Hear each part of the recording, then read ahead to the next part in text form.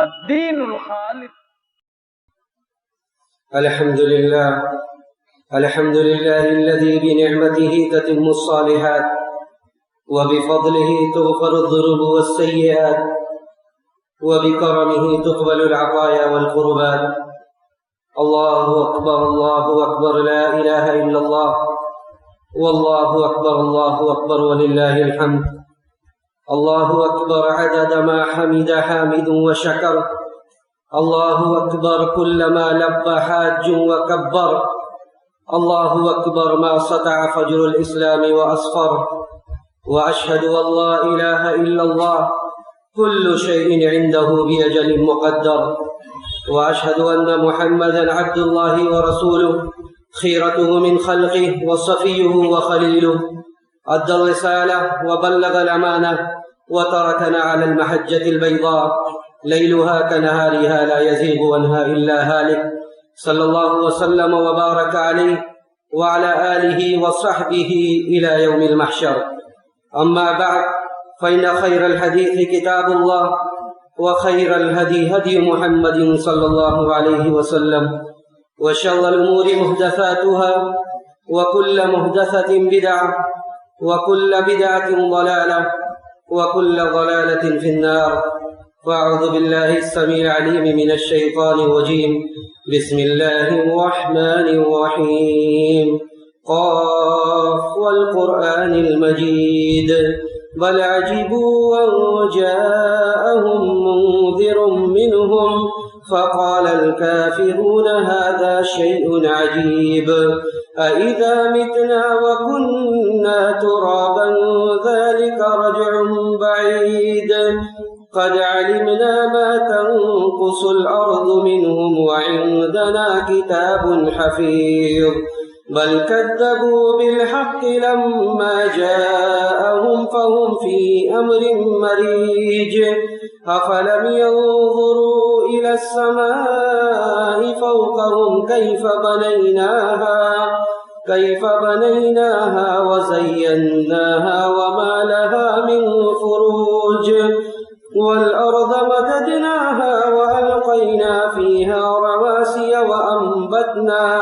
وأنبتنا فيها من كل زوج بهيج تبصرة وذكرى لكل عبد منيب. ونزلنا من السماء ماء مباركا فأنبتنا به جنات وحب الحصيد والنخل باسقات لها طلع نضيد رزقا للعباد وأحيينا به بلدة ميتا كذلك الخروج كذبت قبلهم قوم نوح وأصحاب الرس وثمود وعاد وفرعون وإخوان لوط وأصحاب الأيكة وقوم تبع كل كذب الرسل فحق وعيد أفعينا بالخلق الأول بل هم في لبس من خلق جديد. وقال جل وعلا لن ينال الله لحومها ولا دماؤها ولكن يناله التقوى منكم. محترم بزرگوں، نوجوان ساتھیوں، پردہ نشین ماں اور بہنوں، اللہ رب العزت والجلال کے فضل و کرم سے ہم سب گرد کے پورا مسلمانان ہند عید الاضحیٰ کی خوشیاں منا رہا ہے. یہ اللہ سبحانہ و تعالیٰ کے عظیم دنوں میں سے ایک بڑا دن ہے، جن دنوں کو اللہ سبحانہ و تعالیٰ نے بطور عطیہ اور بطور تحفہ کی اس امت کو عطا کیا ہے. چونکہ ہر قوم و ملت کے لیے کچھ خوشیوں کے دن ہوا کرتے ہیں، کچھ تہواروں کے دن ہوا کرتے ہیں. جب وہ خوشی مناتے ہیں، جب وہ تہوار مناتے ہیں اسی لیے اللہ سبحانہ و تعالیٰ نے عید الفطر اور عید الاضحیٰ کی شکل میں امت مسلمہ کو بھی 2 دن تہوار اور خوشیوں کے دیے ہیں۔ ان 2 دنوں میں اللہ سبحانہ و تعالیٰ کے حکم سے تہوار اور خوشیاں منانا بھی ہمارے دینی شاعر کا ایک حصہ ہے۔ ان موقعوں پر خوشی کا اظہار کرنا یہ بھی دین و شریعت کا ایک جز ہے۔ نبی علیہ الصلوۃ والسلام کے بارے میں عائشہ رضی اللہ تعالیٰ عنہ کہتی ہیں کہ آپ صلی اللہ علیہ وسلم مینا میں تشریف فرما تھے، کچھ لڑکیاں آ کر کچھ گنگنانے لگیں، دف بجانے لگیں۔ حضرت ابوبکر رضی اللہ تعالیٰ عنہ ان لڑکیوں سے کہنے لگے خاموش ہو جاؤ۔ نبی علیہ الصلوۃ والسلام نے مخاطب ہوتے ہوئے کہا دعہما یا ابا بکر فإنہا ایام العید، کہ ابو بکر ان لوگوں کو چھوڑ دو، یہ عید کے دن ہیں۔ اور آپ نے حضرت ابو بکر سے یہ بھی کہا تھا کہ ان لکل قوم عیدا وہذا عیدنا اہل الاسلام، ہر قوم و ملت کے لیے کچھ خوشی اور تہوار کے دن ہوتے ہیں، اور اہل اسلام کے لیے خوشی اور تہوار کے دن ہیں۔ تو عید الفطر اور عید الاضحیٰ کے ساتھ اس کے بعد کے 3 دن بھی یہ ہمارے تہوار اور خوشیوں کے دن ہیں۔ نبی علیہ الصلوۃ والسلام نے ایام التشریق کے بارے میں یہ کہا تھا کہ ایام التشریق ایام اکل و شرب و ذکر اللہ، کہ ایام التشریق جو عید الاضحیٰ کے بعد کے 3 دن ہیں یہ کھانے پینے اور اللہ کے ذکر کے دن ہیں، یہ کھانے پینے اور اللہ کے ذکر کے دن ہیں۔ اس لیے ان دنوں میں خوشیوں کا اظہار بھی اسلامی شاعر کا ایک حصہ ہے۔ اور اسی لیے ان لوگوں کے لیے جو لوگ حج پر گئے اور متمتع اور قارن حج تمتع اور حج قران کر رہے ہیں اور انہیں قربانی کا جانور نہیں ملتا ہے، صرف ان کے لیے جو 3 روزہ مکہ میں رکھنا ہے وہ روزہ وہ اس ایام التشریق میں رکھ سکتے ہیں، ورنہ ان کے علاوہ کوئی بھی کسی بھی طرح کا روزہ ان 3 دنوں میں نہیں رکھ سکتا۔ کوئی بھی مسلمان ان 3 دنوں میں، یا ایام التشریق عید الاضحیٰ کے بعد کے 3 دن، ان 3 دنوں میں کوئی بھی نفلی روزہ نہیں رکھ سکتا، کیونکہ یہ خوشی اور تہوار کے دن ہیں۔ تو اللہ سبحانہ و تعالیٰ کا یہ عظیم احسان تھا کہ اس نے ہمیں ایام عشر نصیب فرمایا، ذی الحجہ کے ابتدائی 10 دن اور اس کے بعد عید الاضحیٰ کی خوشیاں نصیب کی۔ ہم نے بکثرت کئی ایک جمعہ سے ہم حضرت ابراہیم علیہ الصلوۃ والسلام کی زندگی کے کئی ایک پہلوؤں کے بارے میں ہم نے سنا، اور ہم نے سمجھا کہ حضرت ابراہیم علیہ الصلوۃ والسلام کی زندگی تمام مسلمانوں کے لیے کیا حیثیت اور کیا معنی رکھتی ہے۔ حضرت ابراہیم علیہ الصلوۃ والسلام وہ نبی تھے جس نبی کو اللہ سبحانہ و تعالیٰ نے اس امت کے لیے بلکہ اپنے نبی آخری نبی کے لیے اسوہ اور آئیڈیل قرار دیا، جو ہمارے اسوہ اور ہمارے نمونے کے لیے نمونہ ہے۔ اللہ نے فرمایا قد كانت لكم اسوة حسنة في ابراہیم والذین آمنوا معه، کہ مسلمانوں تمہارے لیے اور نبی کے لیے ثم اوحینا الیک ان اتبع ملت ابراہیم حنیفا، ہم نے آپ کی طرف یہ وحی کی کہ آپ ملت ابراہیمی کی پیروی کیجیے۔ تو سارے مسلمانوں کے لیے حضرت ابراہیم علیہ الصلوۃ والسلام کی زندگی میں اسوہ اور نمونہ ہے۔ حضرت ابراہیم علیہ الصلوۃ والسلام نے اتنی ساری قربانیاں دی اپنی زندگی میں کہ اللہ سبحانہ و تعالیٰ نے ان کے قربانی کو اور ان کی یاد کو تا قیامت مسلمانوں کے لیے مستحب و مسنون کر دیا کہ جب تک اس روئے زمین پر ایک اللہ کا نام لینے والے لوگ رہیں گے وہ سنت ابراہیمی کو اپنے جانوروں کی قربانی دے کر اس یاد کو تازہ کرتے رہیں گے۔ حضرت ابراہیم علیہ الصلوۃ والسلام کے اتنے سارے فضائل ہیں کہ حضرت ابراہیم علیہ الصلوۃ والسلام کے بارے میں نبی علیہ الصلوۃ والسلام نے یہ کہا کہ سب سے پہلے قیامت کے دن میدان محشر میں سب سے پہلے سارے لوگ برہنہ اپنی قبروں سے نکلیں گے، تو سب سے پہلے اول من یکسا ہوا ابراہیم علیہ الصلوۃ والسلام، سب سے پہلے جسے کپڑا پہنایا جائے گا وہ ابراہیم علیہ الصلوۃ والسلام ہوں گے۔ حضرت ابراہیم علیہ الصلوۃ والسلام وہ تھے کہ حضرت ابراہیم علیہ الصلوۃ والسلام کے ذکر کو نبی علیہ الصلوۃ والسلام کے ذکر کے ساتھ درود ابراہیمی کے شکل میں ہر مسلمان اپنے نمازوں میں پڑھتا ہے۔ جب وہ اپنے نبی کے اوپر درود و سلام بھیجتا ہے تو ابراہیم علیہ الصلوۃ والسلام کے اوپر بھی درود و سلام بھیجتا ہے۔ ابراہیم علیہ الصلوۃ والسلام کی بڑی مختصر اور جامع تعریف اللہ سبحانہ و تعالیٰ نے قرآن میں کی کہ ان ابراہیم کان امۃ قانتا للہ حنیفا ولم یک من المشرکین، کہ ابراہیم علیہ الصلوۃ والسلام کون تھے۔ جب ہم سنت ابراہیمی کو زندہ کر رہے ہیں تو جو ان کی شخصیت کے نمایاں پہلو تھے ان چیزوں کو، ان پہلوؤں کو ہمارے دماغ میں ہمیشہ حاضر ہونا چاہیے کہ ابراہیم کون تھے۔ ان ابراہیم کان امۃ قانتا للہ حنیفا، ابراہیم اکیلی جان لیکن ایک امت کی حیثیت رکھتے تھے۔ ابراہیم وہ تھے جو لوگوں کے لیے پیشوا تھے، رہبر تھے، امام تھے۔ ابراہیم وہ تھے جو سارے لوگوں سے الگ تھلگ ہو کر اللہ کے ہو کر رہ گئے تھے۔ ابراہیم وہ تھے جو سارے لوگوں سے الگ تھلگ ہو کر اللہ کے ہو کر رہ گئے تھے۔ وَلَمْ يَكُ مِنَ الْمُشْرِكِينَ، مشرکوں میں سے نہ تھے، شرک کا شائبہ تک نہ ان کے اوپر تھا۔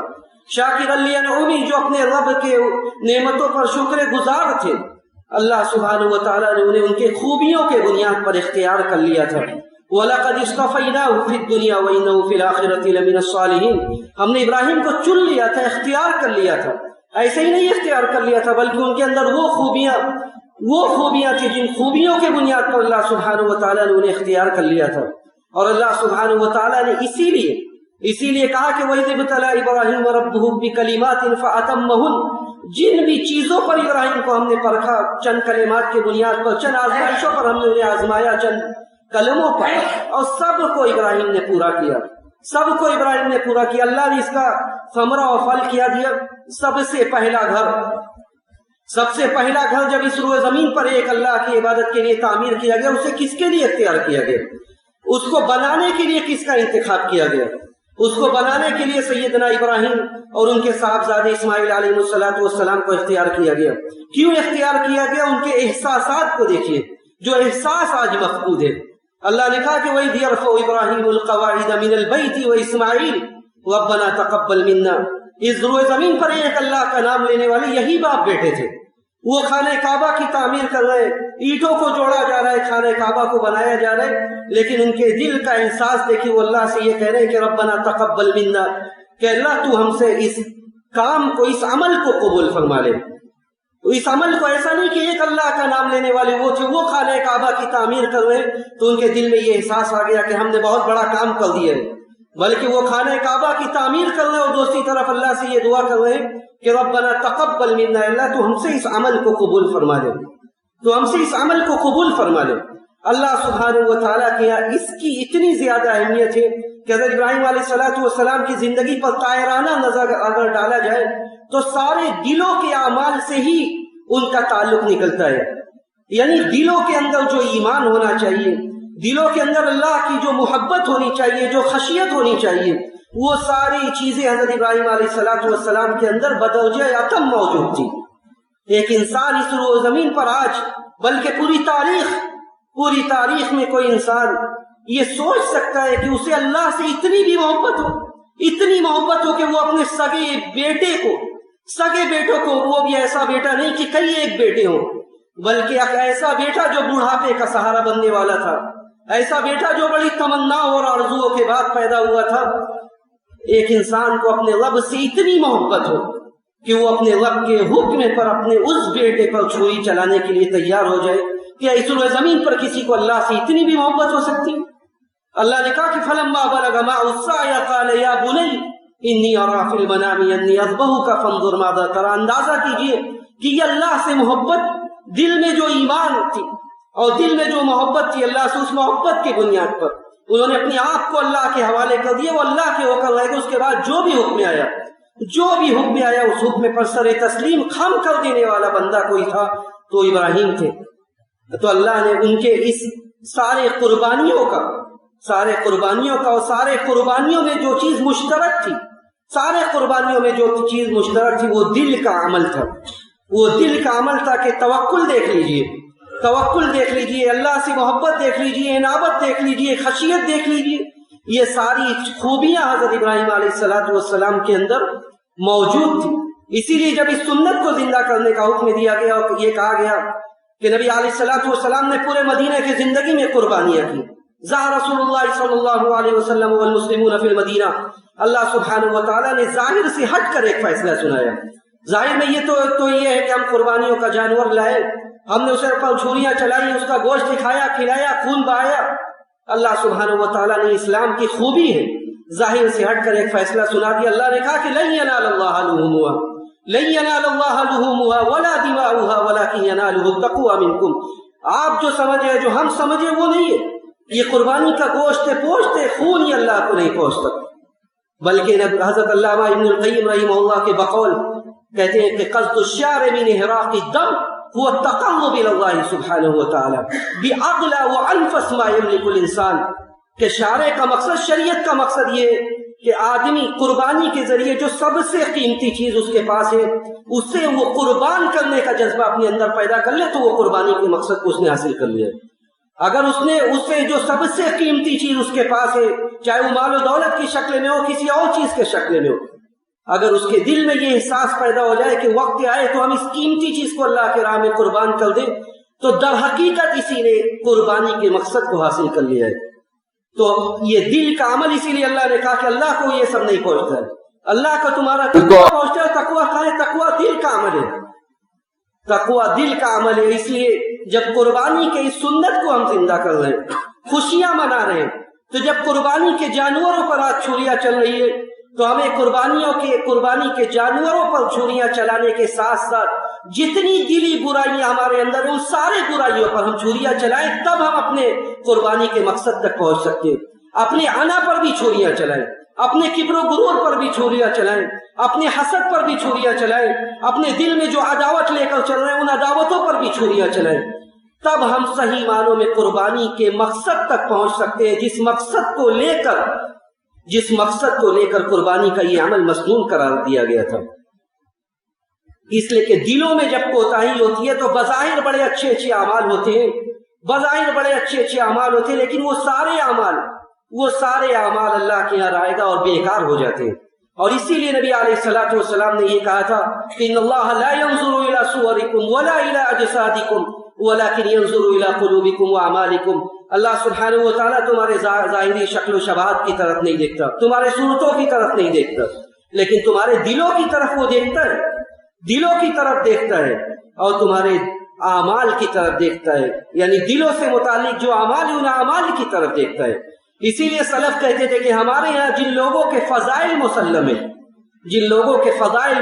ہیں ما بلغ من بلغنا بکثرت صیام ولا صلاۃ، ہمارے نزدیک سلف کہتے تھے ہمارے نزدیک جو آج بلندی کے معیار پر ہے، جن کا ذکر خیر کیا جا رہا ہے، وہ اس مقام پر بہت زیادہ صوم و صلات کے ذریعے نہیں پہنچے، ولیکن بسلامت القلب، بلکہ وہ دلوں کی سلامتی کے ذریعے پہنچے، وہ سخاء نفس کی سخاوتوں کے ذریعے پہنچے۔ وہ ان کے یہاں جو معیار تھا وہ یہ تھا کہ دلوں کی سلامتی، دلوں کی سخاوت، ان سارے چیزوں کی وجہ سے وہ پہنچے۔ حضرت عمر بن عبدالعزیز کے وفات کے بعد ان کے بیویوں سے ان کی بیوی فاطمہ بنت عبد الملک سے ان کے بارے میں، عمر بن عبدالعزیز کے بارے میں پوچھا گیا، جن کے فضائل اتنے تھے کہ ان کو خلفائے راشدین میں مؤلکین نے شامل کیا ہے بعض لوگوں نے۔ عمر بن عبدالعزیز کے بارے میں پوچھا، جب ان کی بیوی نے کہا کہ بظاہر تو ایسے اعمال نہیں تھے، لیکن ان کے دل کی جو کیفیت تھی، کہتے ہیں کہ رات میں وہ ایسا تڑپتے تھے، رات میں بسا اوقات میں انہیں اس طرح تڑپتے ہوئے روتے ہوئے دیکھتی تھی جیسے کوئی جانور ہو اور اسے سخت تکلیف میں مبتلا کر دیا گیا ہو۔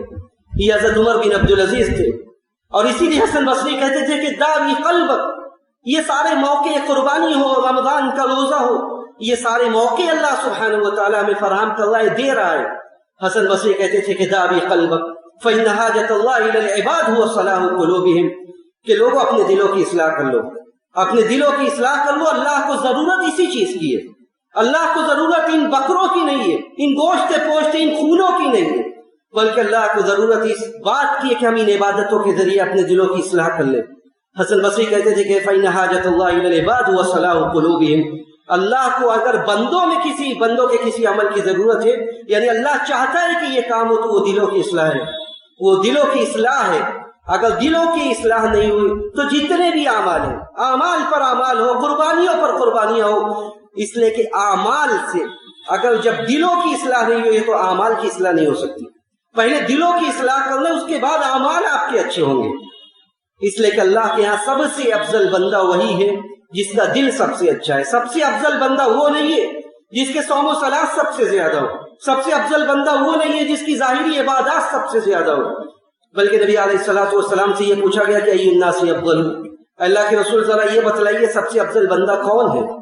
آپ نے کہا کہ کل مخموم القلب و صدوق اللسان، سب سے افضل بندہ وہ ہے جو سچی زبان والا اور پاک صاف دل والا ہو۔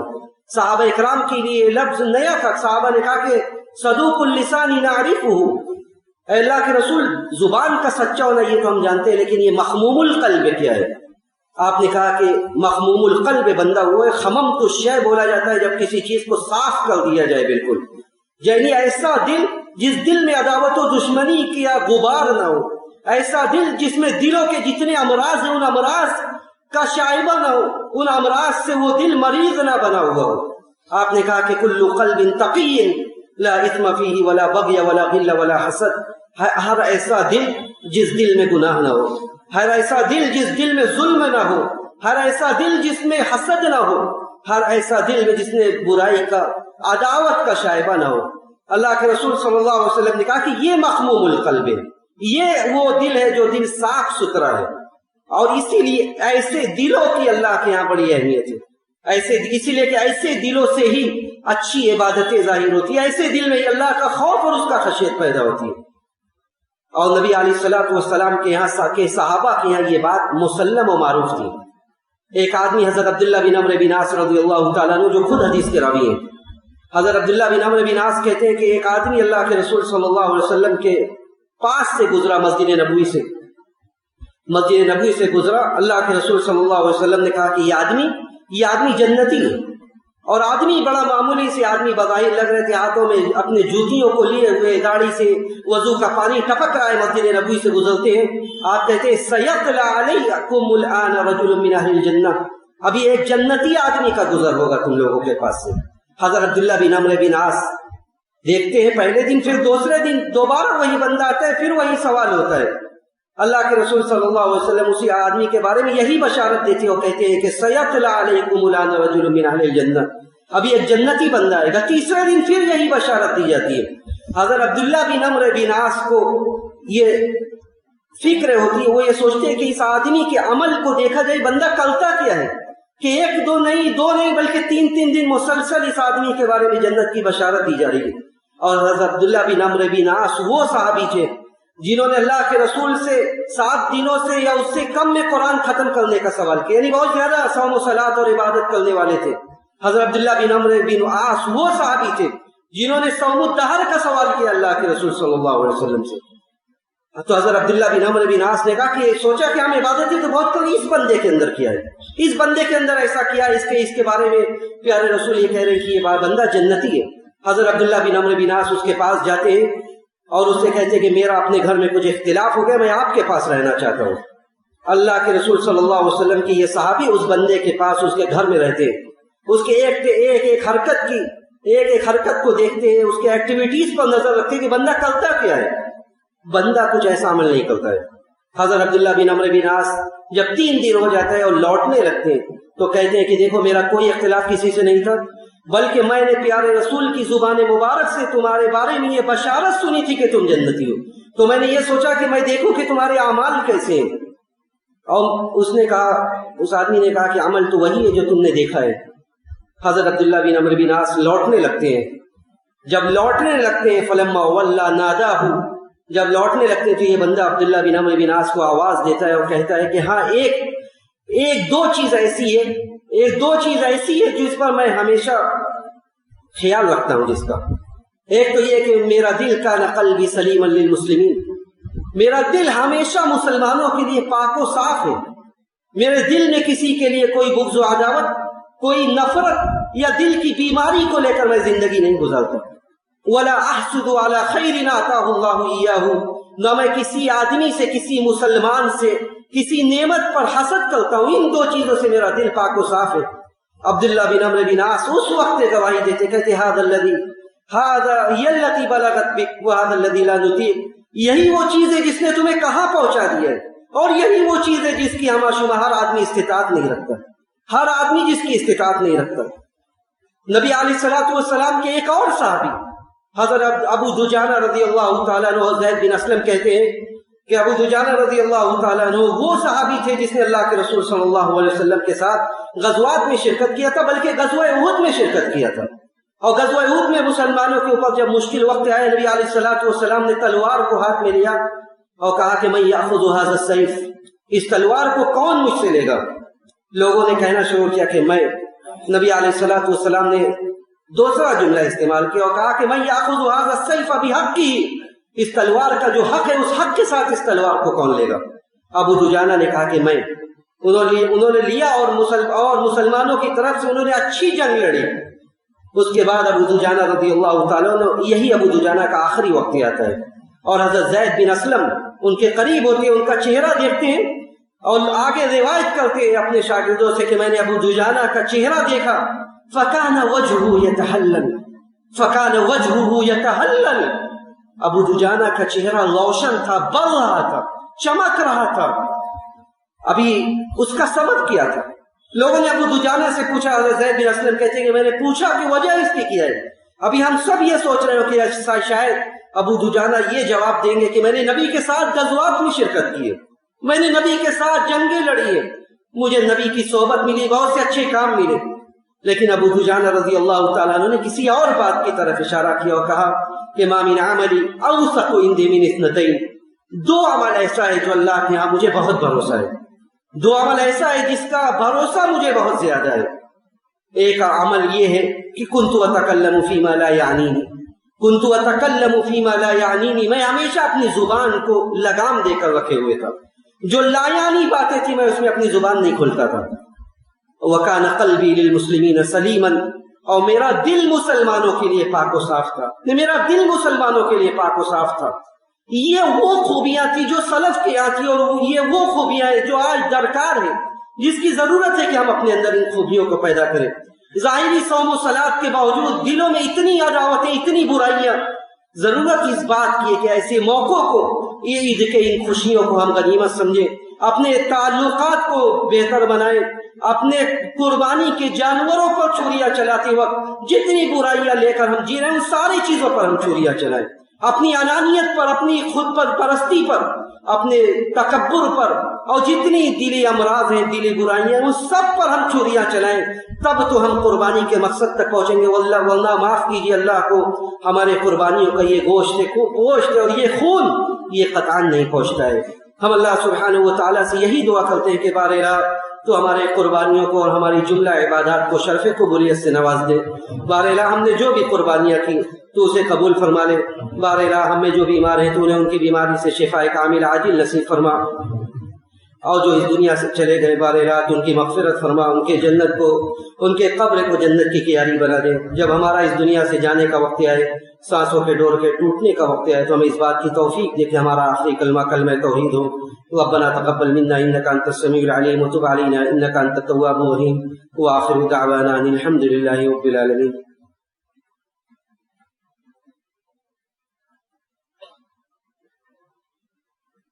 الحمد لله على إحسانه والشكر له على توفيقه وامتنانه، وأشهد أن لا إله إلا الله تعظيما لشأنه، وأشهد أن محمدا عبد الله ورسوله والداعي إلى رضوانه۔ إن الله وملائكته يصلون على النبي يا أيها الذين آمنوا صلوا عليه وسلموا تسليما۔ اللهم صل على محمد وعلى آل محمد كما صليت على إبراهيم وعلى آل إبراهيم إنك حميد مجيد۔ اللهم بارك على محمد وعلى آل محمد كما باركت على إبراهيم وعلى آل إبراهيم إنك حميد مجيد۔ اللهم أعز الإسلام والمسلمين، اللهم أعز الإسلام والمسلمين، وأذل الشرك والمشركين، ودمر أعداء الدين، واحمي حوزة الإسلام يا رب العالمين۔ اللهم انصر أمة محمد، اللهم انصر أمة محمد، اللهم ارحم أمة محمد رحمة عامة، اللهم ارحم أمة محمد رحمة عامة۔ اللهم آت نفوسنا تقواها وزكها أنت خير من زكاها، أنت وليها ومولاها، أنت وليها ومولاها۔ اللهم يا مقلب القلوب ثبت قلوبنا على دينك، اللهم يا مقلب القلوب ثبت قلوبنا على دينك۔ ربنا ظلمنا أنفسنا وإن لم تغفر لنا وترحمنا لنكونن من الخاسرين۔ ربنا آتنا في الدنيا حسنة وفي الآخرة حسنة وقنا عذاب النار۔ عباد الله رحمكم الله، إن الله يأمر بالعدل والإحسان وإيتاء ذي القربى وينهى عن الفحشاء والمنكر والبغي يعظكم لعلكم تذكرون۔ اذكروا الله يذكركم وادعوه يستجب لكم، ولذكر الله تعالى أعلى وأولى وأعز وأجل وأكبر۔